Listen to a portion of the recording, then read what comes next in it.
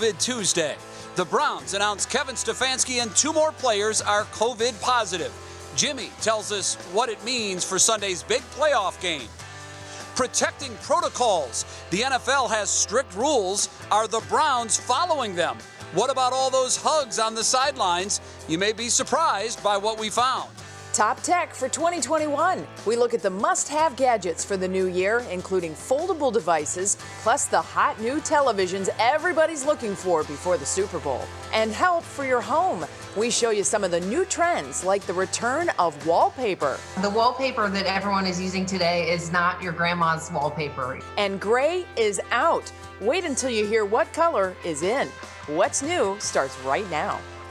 And now, live from WKYC Studios, this is What's New.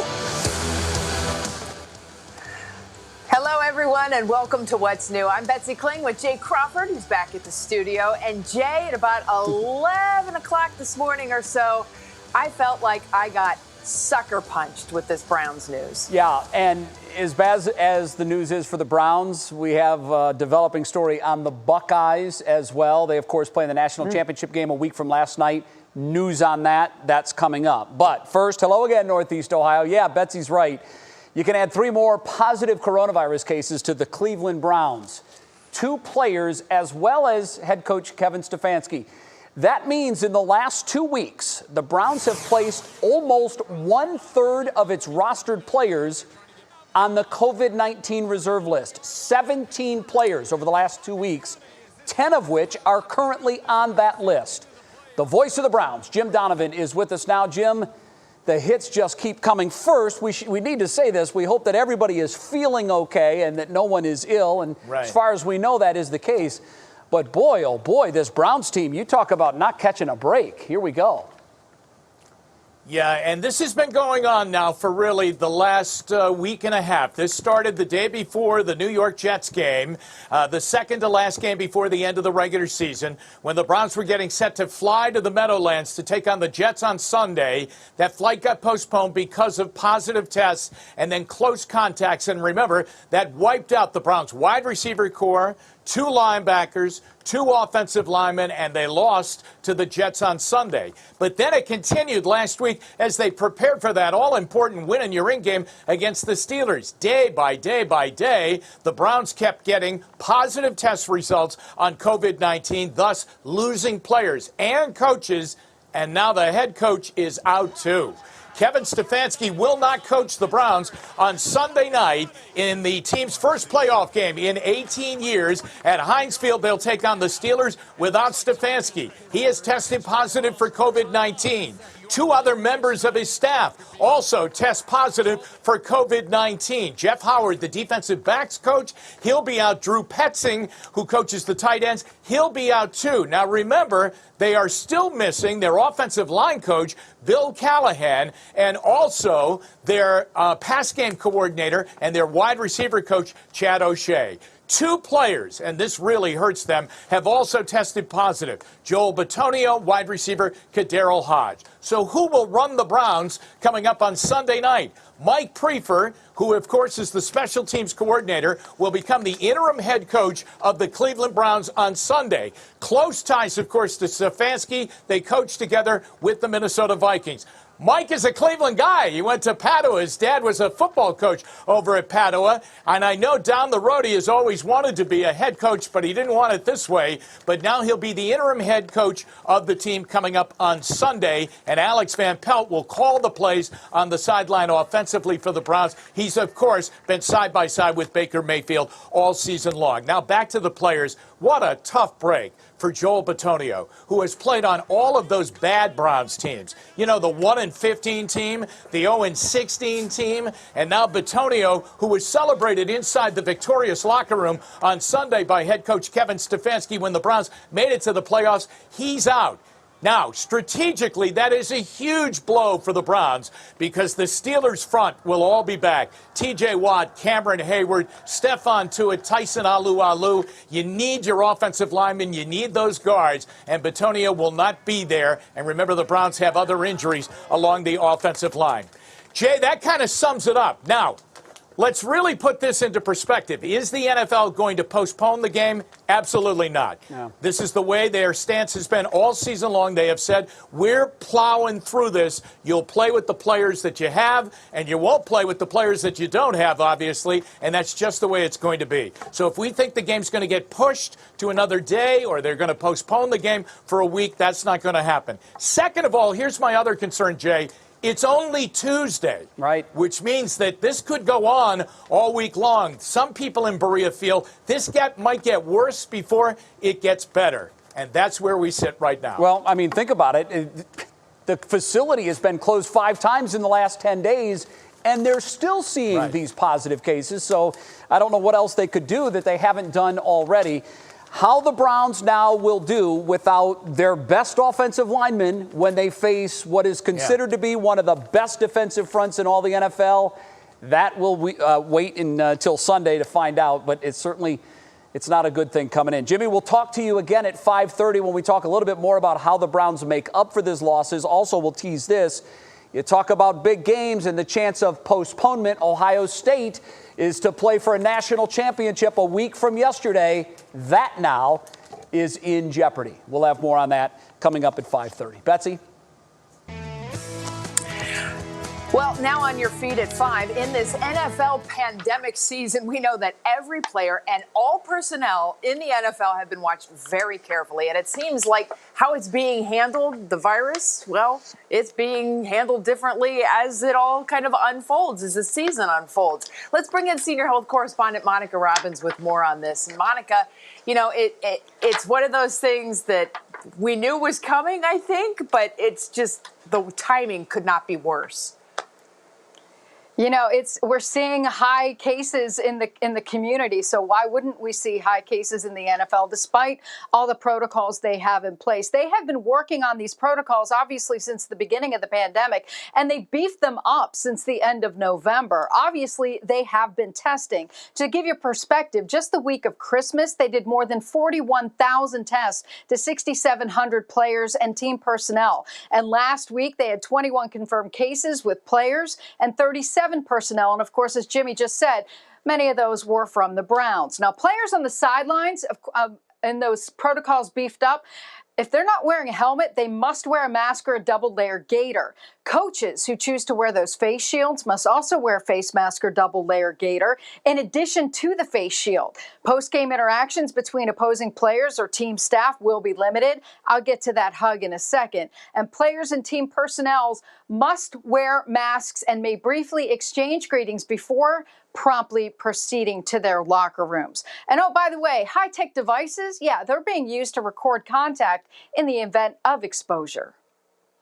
They have both electronic surveillance, things that they're wearing on their wrists so they know who people have been around. They have very sophisticated testing that they can perform.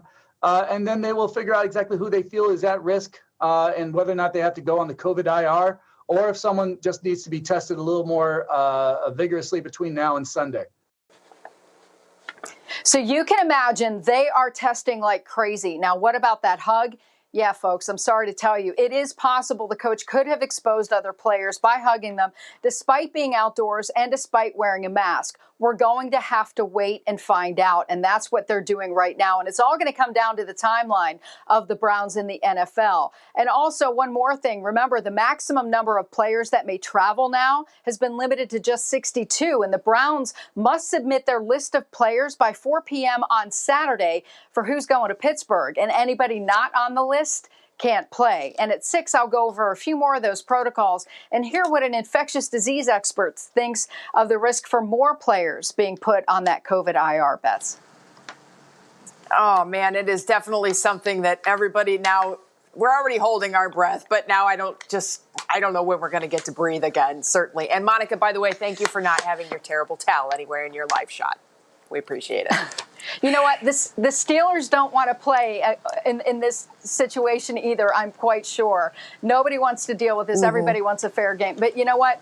And this has affected the Steelers as well, so we'll have to see what happens. But let's cross our fingers. We've made it this far. It could have been worse. It could have happened before we even got to the playoffs. So there's a silver lining for you. That's true.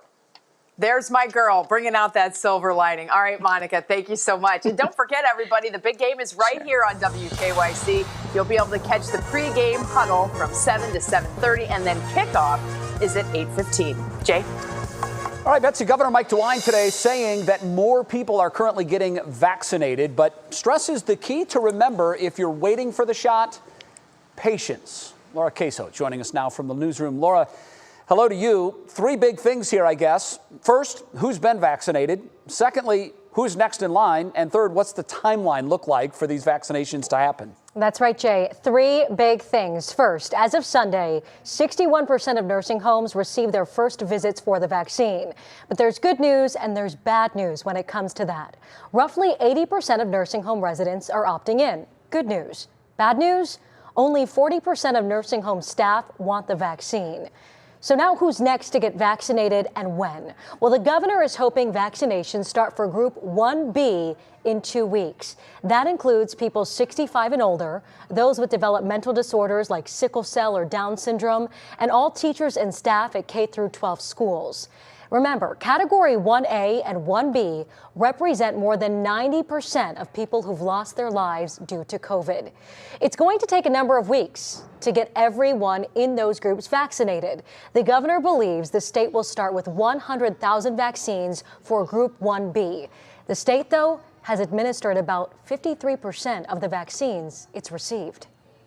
My commitment to everybody is that I am pushing everybody from the pharmacy companies to the hospitals to our health departments to get these vaccines in people's arms just as quick as they can, because we know it does no good sitting on the shelf. And we also know that, waiting 2 or 3 days, 5 days, whatever, someone could have been vaccinated and being protected during that period of time. He also went on to say what's happening now with the rollout is not good enough. He says in the next few days, he will make it very clear where you can get the vaccine if you are in Group 1B. Another note, the governor will not be lifting the curfew for the Browns game Sunday for those hoping to cheer at local bars and restaurants. Jay, he says he can't lift the curfew right now with the high number of cases. He says it would only contribute to the spread. All right, very good. Laura Queso, thank you very much. We'll see you at 6 o'clock. Don't forget, tomorrow, 3 News' Maureen Kyle will have a one-on-one interview with Governor Mike DeWine. A lot of people are going to want to listen to that as they're desperate to get any kind of details they can on this vaccine distribution. He talked a little bit about that today. He's going to go more in depth on that process here, specifically in Northeast Ohio, as well as the entire state. You can catch that again tomorrow right here on What's New and What Matters Most at 6. Betsy? Well, coming up next for us here on What's New, what is old is new again. The phone technology that's making a comeback. My father's going to be very happy about this. Plus, the latest and greatest TVs that you'll see on store shelves. Then Alicia Keys is at it again. What happens next in this video is impressive, and it's a preview of what to expect in the new film One Night in Miami. We'll be right back.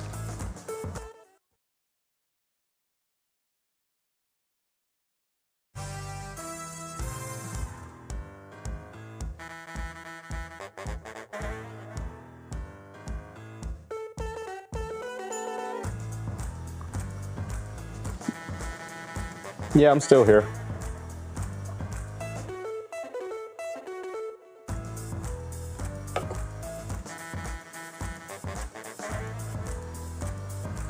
It's just easier for me to tilt down at this point. My feet won't touch the ground. I could tighten it up.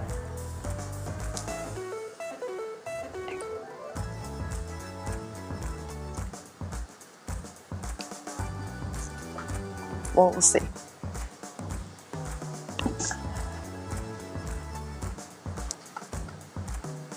Okay.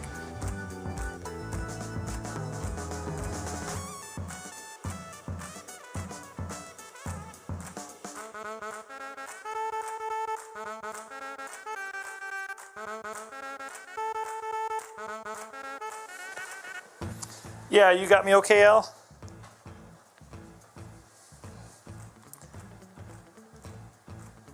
Okay, cool.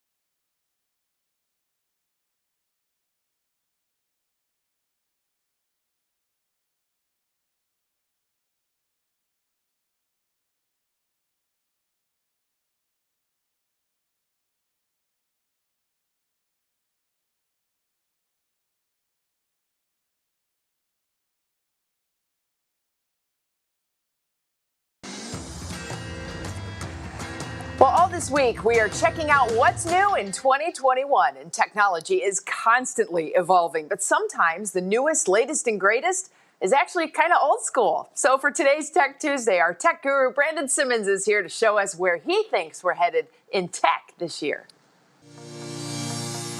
Each year, we hope technology has something good to offer, and sometimes what's old becomes new again. Take flip phones, for example. It's an old style with a new flair. Companies like Motorola and Samsung introduced us to new flip phones that feature folding displays. The folding displays are the eye candy. Folding your current smartphone would have you shopping for a new one, but these new things are built for it. And the tech could come to more laptops soon, too. The screen continuing to where the keyboard would sit. In 2020, these devices were pricey. In 2021, we hope to see prices come down, making the products more mainstream. Next up is TV tech. Remember when everything was HD, only to be replaced by 4K when that was announced? Now, the latest tech you'll see marketed is the 8K TV. That's more than 33 million pixels on one display, with 4 times the clarity of current 4K models. You'll notice how crisp the screen is the closer you get to it. But there's one really big problem. There's no real 8K content available. My advice, don't get sucked in by the marketing. 4K TVs are still the better buy in 2021, especially considering the price of 8K models. Finally, a new app has a shot at becoming really popular in 2021. It's a social networking app called Clubhouse, centered around audio. It's like podcasts, but live. You can jump in and out of rooms that focus on specific topics, listen in on candid conversations with celebrities, or create a private room for you and friends. Big names like Kevin Hart, Drake, Tiffany Haddish, even Oprah have joined in. Right now, the app is invite only, but will likely open up to everyone soon. Now, Clubhouse is already 25th in the Apple App Store under the free apps. Despite needing an invitation to join, you can reserve your username right now, though, until you get one of those invites. They're still working through some of the kinks, but I do think that the concept has some real potential, offering more human interaction, Betsy, versus posting text and hot takes as you would on other social media platforms. Yeah, that sounds great. And Brandon, I have a question about the flip phones. Do you think that the closing phone with the big screen, do you think that will help to protect the screen and we won't have those shattered screens as much as a possibility? Yeah, those phones are very, very durable. I mean, we've seen that in the testing. Also, even the flip mechanism itself has been tested. I know one user said he's flipped his over 1,000 times and it still works. The screen is still flat and remains tight. So I think the durability was key in the design. But of course, we still have to kind of wait until we have a lot of time pass before we can see how durable it is in the long term. Yeah, the dropsies are definitely a very big problem, Brandon, for me at least. So thank you very much for that information. Well, tomorrow, Monica Robbins is going to be covering the biggest medical advances in 2021. Jay? All right, Betsy, thanks. Right now it is time for weather. Matt, I'm very excited about something. So yesterday we showed that you now have a green screen at your house. It's 2021. Everybody should have one. But what most excites me about this is the fact that when you were in studio back in our normal days, you would use the weather word and you would do your famous kick. So now that you're standing again, I hope to see the kick. Your word today is razor, as in I see you took one to your face. It's like a whole new Matt Wentz in 2021. It looks great. Yeah, Jay, I went to the grocery store with my mask on, obviously, but you could see the facial hair. I didn't get carded, or actually I got carded for the first time in a long time. So there you go. It was really fantastic. I thought it would grow back over the holidays, and I forgot my hair grows faster as a 14-year-old than it does now. So that's great. But appreciate it, good friend, for sure. And I'm ready to do that kick. I've been doing these stretches over in the basement for quite a while, so we got this going on. So razor's the word, you got it. All right, let's talk forecast, shall we? We've got some snow showers out there tonight. These are very light. It's kind of raining snow. We've got some drizzle mixed in as well. That will be more of the trend overnight tonight. Temperature's pretty steady in the 30s. You can see on radar there, I did kind of tweak it up a little bit so you could see some of these snow showers coming in against the greater Cleveland area down towards Akron. A lot of this will start to wind down over the next couple hours. You can see some pretty decent snow coming just in the western portions of Lorain County there, and it's really kind of lightened up, become more more of a drizzle down towards Akron, Canton. Just some wet roads, may have some elevated surfaces, like some pine trees might have a little bit on it, but not a whole lot to write home about. So this is that weak system we were tracking yesterday. It's heading through the area. A nor'easter, but it's just off the east coast, trying to spray some snow back in areas in New England. All that's going to kind of keep that moisture locked in place. But our eyes will turn off towards the west. There's a system out in the Plain States. Looks kind of ominous now, right? But a piece of that's going to go north, another chunk of it's going to go down to the south, and much like a razor slicing through this, both systems are going to miss us. Oh, that hurt, Jay. Oh, I got to get more of those. But both those systems are going to miss us here over the next couple of days. Let's take you through your National Design hour-by-hour forecast. I'm getting older, too. It's been about 6 months since we've done that. You can see we've got temperatures in the 30s overnight tonight.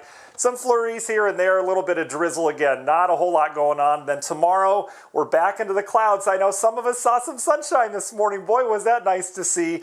I don't think we see it tomorrow. We're locked into the moisture, periodic flurries here and there as we go throughout the afternoon. The wind's going to be out of the north, and what you're going to notice over the next couple days later this week, it'll turn out of the northeast. That will bring some drier air in from northern New England. That might actually bring some sunshine back into our forecast. But this is a look at our temperatures across the country. All the red is where we're above average.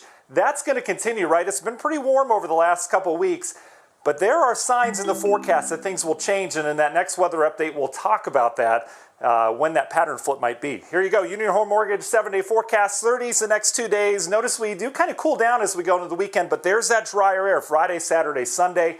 I think we bring some sunshine in here, and then we'll talk pattern change beyond that. We'll talk all that in our next forecast. Jay? All right, Matt, I'm focusing on that sunshine, and by the way, you're the only weatherman that needs to stretch before you do your weathercast. But it was great seeing that kick again. It was great. Okay, next up, what's new? I'll be paying for it. The new film, One Night in Miami. It follows a night with Malcolm X, Sam Cooke, Cassius Clay, and Jim Brown. We have a preview. Plus, Hollywood has a hot new couple. We're going to tell you who it is. Then, this dog is living his best life, and he is definitely worth the watch.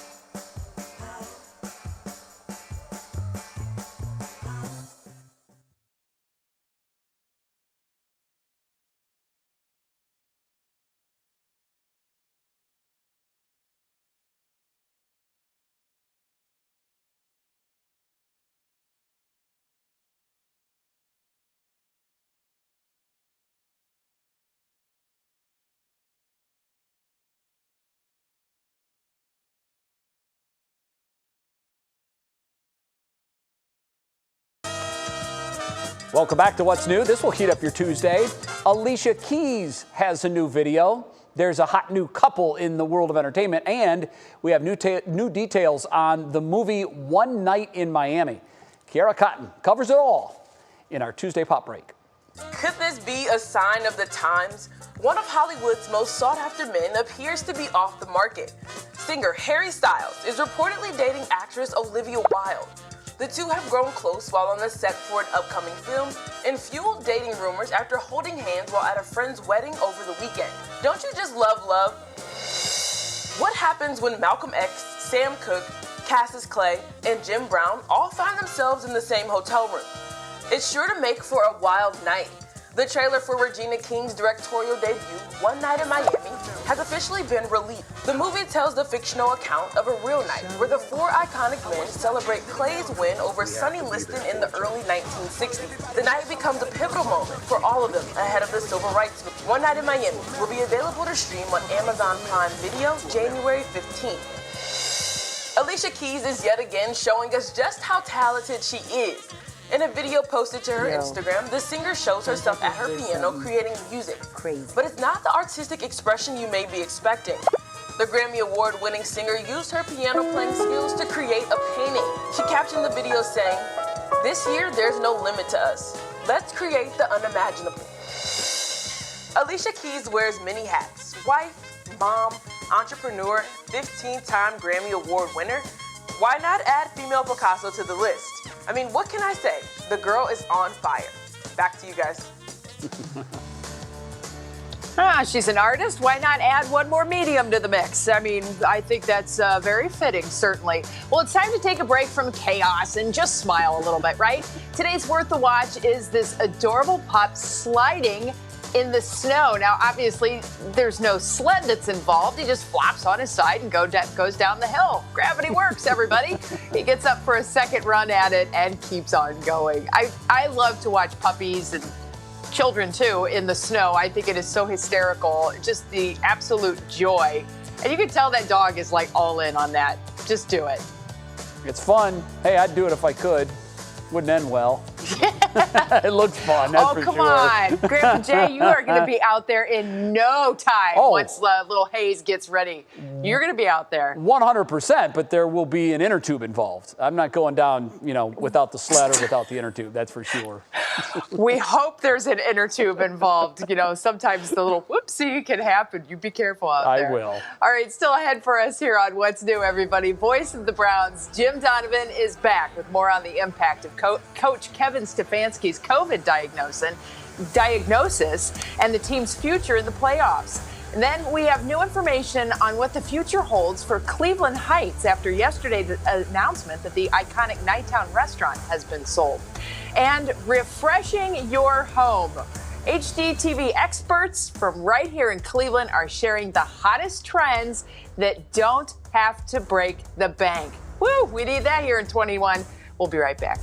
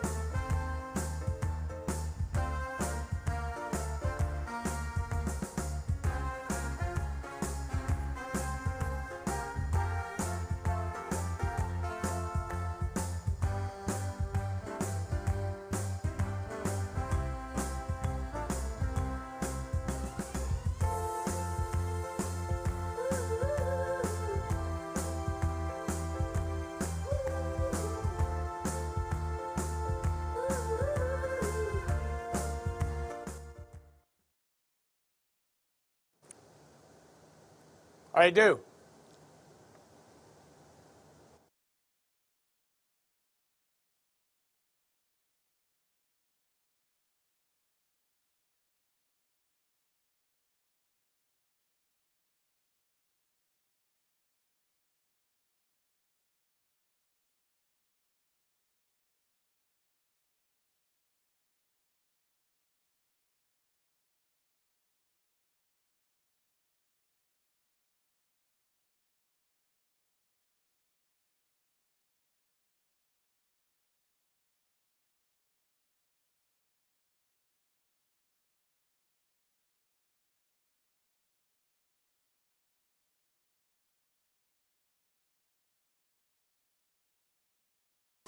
And now, live from WKYC Studios, this is What's New.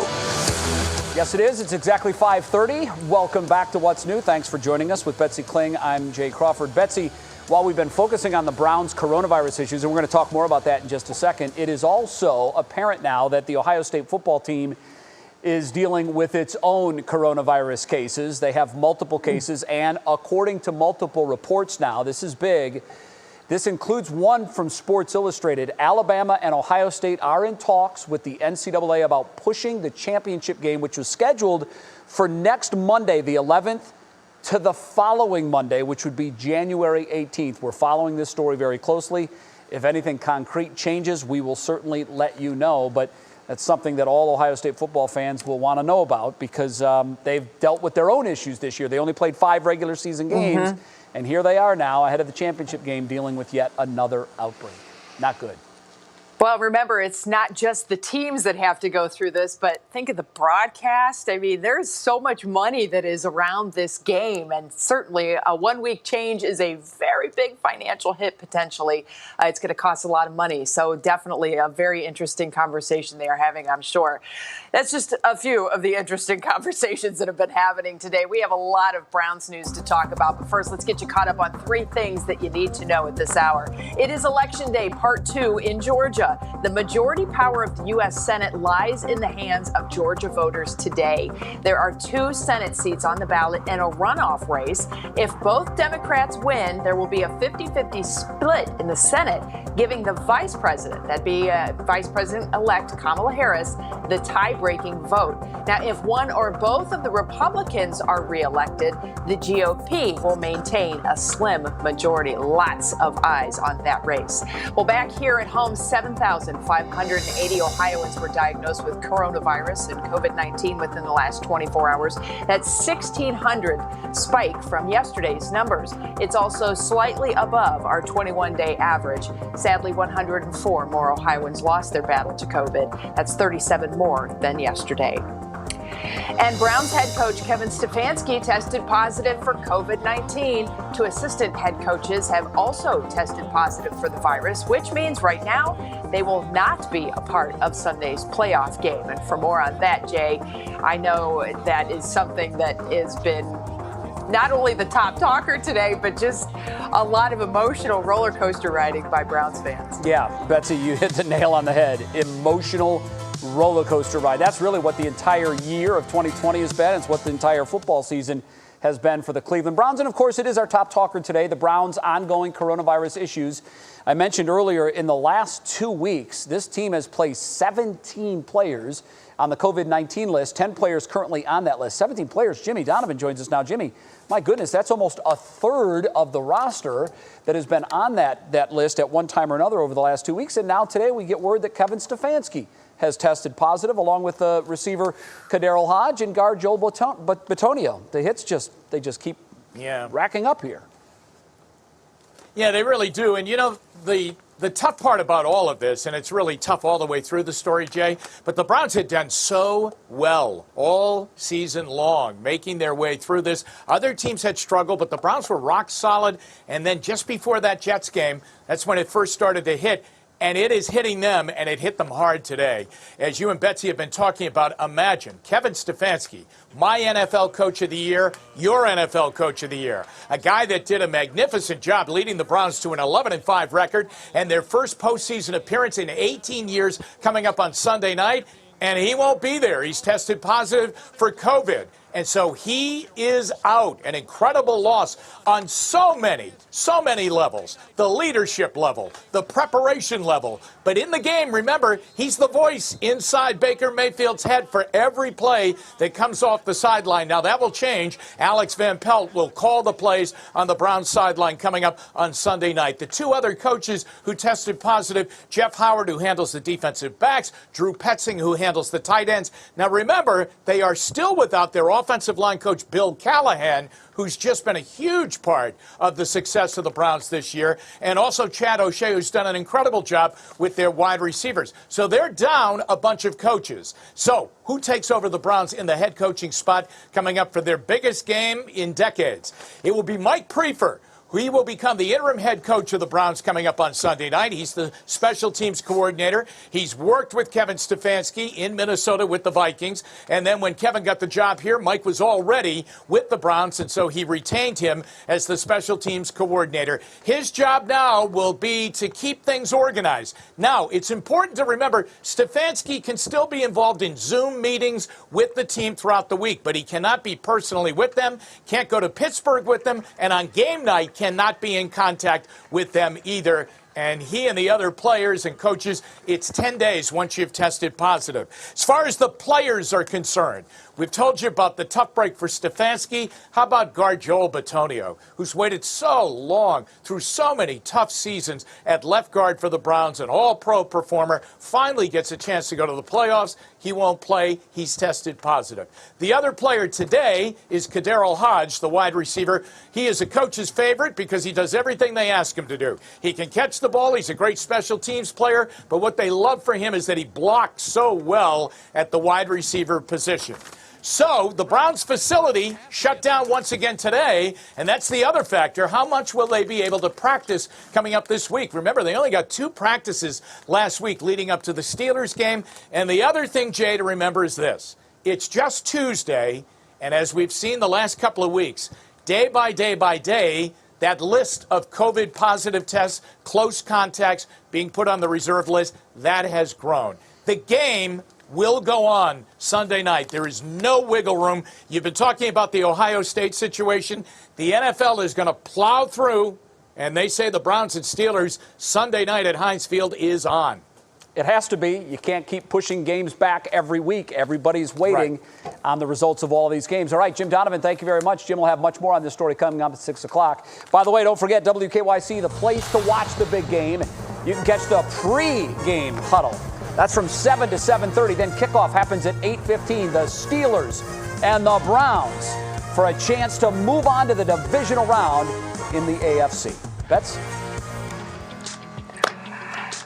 Well, change is on the horizon for an East Side neighborhood after the iconic Nighttown sold to new owners. Will Hewitt breaks down what this means for that area. Nighttown has been a staple here in Cleveland Heights for decades. The restaurant, bar, and jazz club has ushered in big-name acts and hungry Clevelanders since the 1960s. Now with new owners, the icon is set to get some tweaks, just in time for all the changes going on around it. The former owner of Nighttown, Brendan Ring, started as a bartender in '92 before eventually purchasing it in 2001. He says there was no for sale sign on the door. He was approached by a company looking to buy not only the restaurant, but all of his Cedar Fairmount District property. So he decided to take it and spend more time with his wife. The area is already under construction with new businesses coming in. But this will add even more change to the iconic neighborhood, change that those on Cedar Hill see as a positive step toward the future of the area. Given the density of that part of certainly Cleveland Heights, and we certainly have the Top of the Hill project, which is going to have 260 new units coming online. Doug Cass has his new restaurant, and there's established places across the street like Luna and Barrio and the Fairmount. So we certainly are looking forward to working with them when they are ready. Now, the buyer of the property has not yet been disclosed, but they're reportedly in talks with a well-known Cleveland chef to take over here at Nighttown when they reopen this summer. In Cleveland Heights, Will Hewitt, 3 News. That's one of those places that you go and you it's a little nostalgic when you get in there. I mean, I'm in my 40s, but I get in there and it's kind of like a Rat Pack feel, you know? You're like, yeah, I'm going to hear some great music and have a nice beverage and a good dinner. It's so interesting, Bets. We've talked about this over the last 10 to 12 months. The Cleveland food scene which was really, it was well regarded nationally. A lot of folks, when they come from out of town, love these restaurants. It is completely changed, and who knows what it's going to look like when we come out on the other side.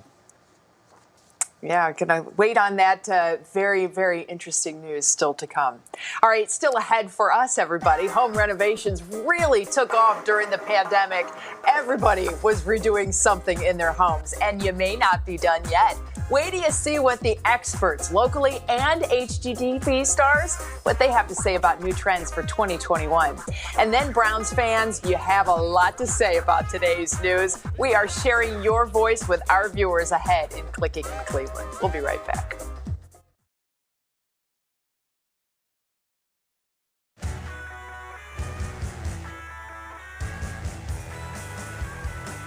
Okay.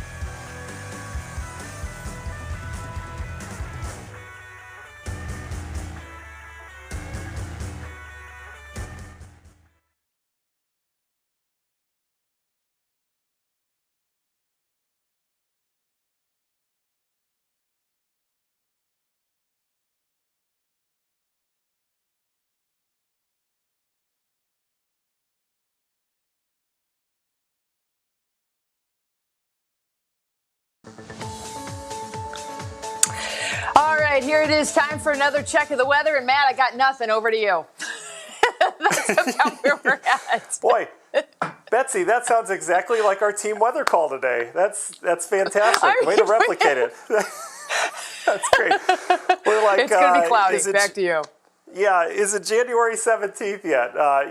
We did talk about this on our call earlier. Things are going to change, at least it looks like pattern change later on next week. You're probably seeing some of the clickbait out on social media now, but we'll talk about that here in the forecast. Boy, we're due for a change, right? It's been a very quiet January so far. It continues to be quiet on the weather map. There's a pretty decent system just off the Atlantic coast there trying to spray some snow back into areas in New York. For us, we've got just kind of a weak system that's floating through as we speak. And yeah, we've had a little snow out of this. It's very fine-grained snow, a little bit of drizzle in it as well. You can see how a lot of that is starting to fade. We may see a couple little flare-ups of some flurries and snow showers overnight tonight. Otherwise, nah, that's all we're talking about, and I think that may be overdone.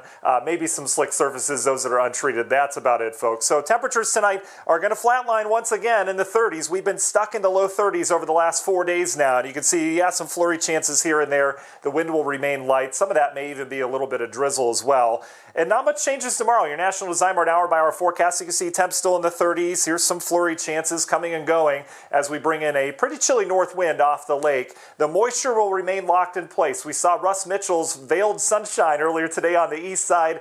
That's not going to be the case tomorrow. We're going to be back locked into the clouds again with high temperatures in the 30s, a couple flurries by evening as well. But then as we go into the next couple days, we'll bring in some air out of the northeast. That should start to erode some of our clouds as we go into the weekend. But tomorrow, yeah, that's not going to be happening. So let's talk long term, right? We've got obviously a big pattern change later this month that's kind of coming to fruition in terms of the models are starting to pick up on it. But these are your temperatures across the U.S. So not just today, but tomorrow as well, and over the next couple days. You can see all the reds. Yeah, there's some blues starting to show up, so we go a little below average down to the south with an area low pressure. But by and large, it's been very mild here to start our January. But it's not all about us, and it's not just about North America. It's about the whole world as a whole, right? There is a balance taking place. So as we look on over to the other side of the world, areas of Asia, Japan, there's some very cold air in there. And the signs are that this is going to not just dislodge itself and head into areas of Canada, but that this will get pulled down as we have a bit of a blocking pattern that sets up a week and a half from now out in the Pacific. So will that bring us some colder air?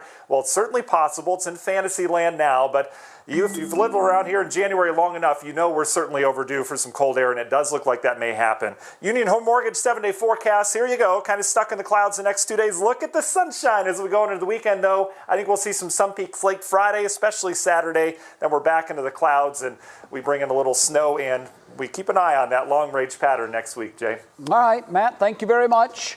Well, we've all been stuck at home for 10 months, which has inspired a lot of us to say we could use a little makeover in this room or that room. And now that the calendar has slipped to the new year, it might just be the perfect time to do that. Our Maureen Kyle talked to a local couple who shot to stardom with their HGTV show Gut Job on how to truly love your home. The show for us was just unique and something we never in a million years thought would happen. Darren and Kate Mancuso have a talent of taking classic Cleveland homes with character and making them into something out of a magazine. We're adding insulation where it never existed before. We're updating the wiring. We're updating all the plumbing, all the HVAC. We're adding air conditioning, new roofs, new siding, new windows.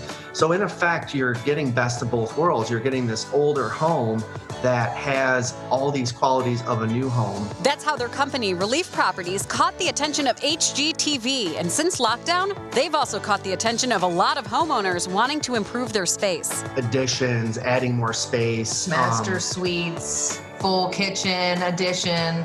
Home offices has also been another big thing for 2020. Everyone is working from home and they're like, I need space because my kids are here, and you know. So we asked them, what's new for 2021? New trends that we're seeing are things like colored islands, and we're doing fun wallpapers in bathrooms, which is really cool, or even on ceilings, which is, you know, fantastic.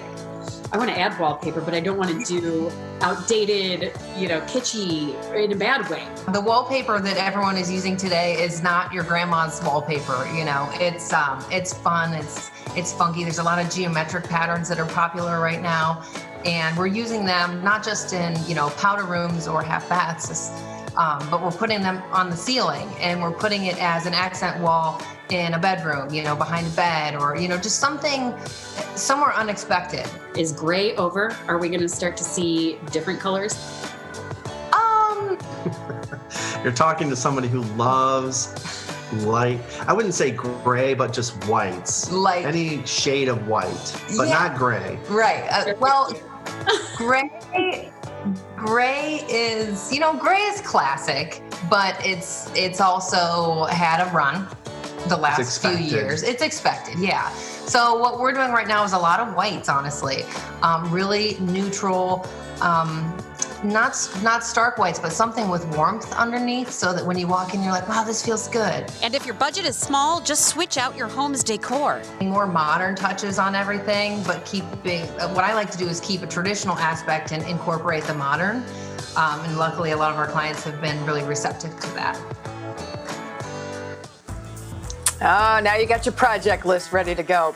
Well, still ahead for us here on What's New, the emotional roller coaster ride that's known as being a Cleveland Browns fan. It went off the rails today. Stephanie Haney's will join us with more of what you're saying about today's Browns news. And then turning 100, how her family made her day special and the incredible gifts she received from healthcare workers. Today's pop quiz question is about our Brownies. How many players have retired uniform numbers? 2, 5, or 7? We'll have the answer when we come back.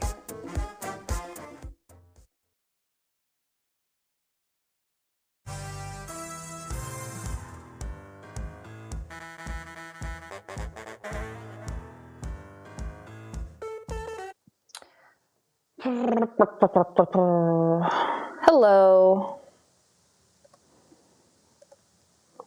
Let's see. Yes. Well, this is certainly not the news anyone wanted, Jay, but that's what we got today, and the Browns fans are talking about it. Okay, and that's what we're hearing from Cleveland Browns fans today.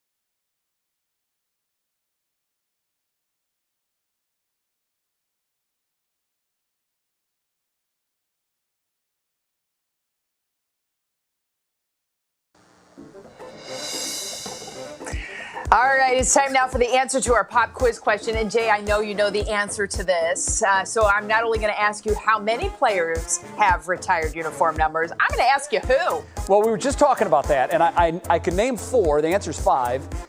Lou Groza, of course, the famous kicker. Otto Graham, the great quarterback. Ernie Davis and Jim Brown. And the 5th one, Don Fleming. Someone just told me in my ear. Thank you, control room. Don Fleming was the other. So there they are, the 5 players who have their numbers retired by the Browns. I've always wondered why not Bernie Kosar. Now, I'll start the campaign right now. Let's retire number 19. You can stay in Cleveland. We'll keep you here. Yeah, that's okay. All right, very good. It is time now to see what's clicking in Cleveland. And gee, what a surprise to find out, Stephanie, that folks are still talking about the Browns and this COVID-19 news. This is just the story that keeps giving. It sure is, Jay, and it's a very different conversation today. It's definitely not the news we wanted, and a lot of Cleveland Browns are saying that today. A lot of people are saying, though, as Cleveland Browns fans, we should have expected this. On the flip side, others are shocked and want to know how and why this is happening. And a few are saying without our head coach, Sunday's wildcard game is already lost. Of course, there are lots of calls to postpone the game like the NFL did during the regular season, and even to just add an extra week off for everyone. But the NFL previously said no postponing in the playoffs. That has fans asking if the Browns are being treated differently than other teams, like the Ravens over Thanksgiving. Others point out, though, that was dozens of cases of COVID-19 on the Ravens, and the Broncos played without any quarterbacks this year, and the Saints played without running backs, and I should add, we basically played without wide receivers just a couple weeks ago. And then there's the issue of our head coach being out. Assuming Kevin Stefanski doesn't have symptoms, lots of people are asking why he can't coach virtually, because it's not like he has to be on the field. Fans know this is not ideal, but there is optimism out there, especially when it comes to the running game. People are saying the Browns can do this. The Browns can beat the Steelers. And what a story that would be to win up against these odds in Pittsburgh. It certainly would be, and this is a very unique situation. We've got what could be an outbreak on the Browns, and we play the same team next week that we played last week, Jay. But the NFL says nope, no postponements, and there is just a lot of frustration out there about that. Yeah, and it's understandable. By the way, should the Browns find a way to win this game Sunday, I want the movie rights because this is the Cinderella story of all Cinderella stories. Totally. Stephanie, thanks. We will see you tomorrow. Coming up next on What's New, a local woman is celebrating a very special day. It's her 100th birthday. We're going to tell you all about her and the incredible gift that she received.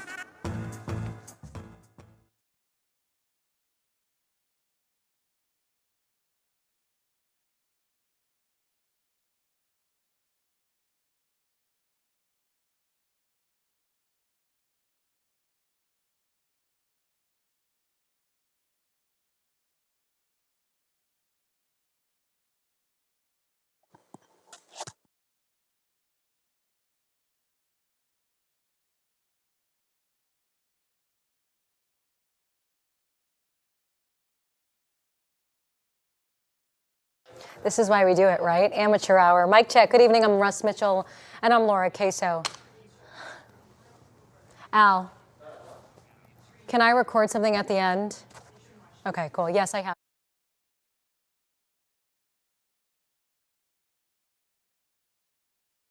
Good evening, I'm Russ Mitchell. Hey, Al, I'm Laura Queso, 24 hours ago, Browns fans. Thank you.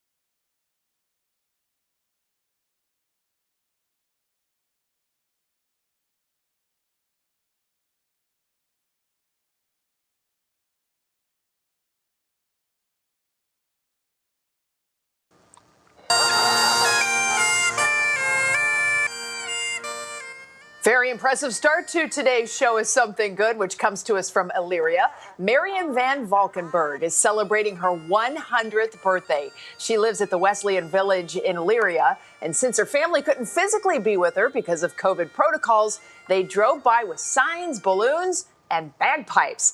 Now, something cool to know about Marion. In the mid-90s, she started selling her paintings, and they're actually displayed all over her living facility. That's pretty sweet. She also received a very special birthday gift today. She got her COVID-19 vaccine. Wow. And from all of us here at What's New, and of course 3 News, Marion, happy birthday to you. Absolutely. Happy birthday to you. And by the way, I caught a glimpse of one of her paintings there, Betsy. She's terrific. I'll take one. Sign me up. Not bad, right? Very good. Happy no birthday. doubt. And thanks so much for watching What's New. We're back tomorrow at 5, and we certainly invite you to join us then. What matters most with Russ and Laura.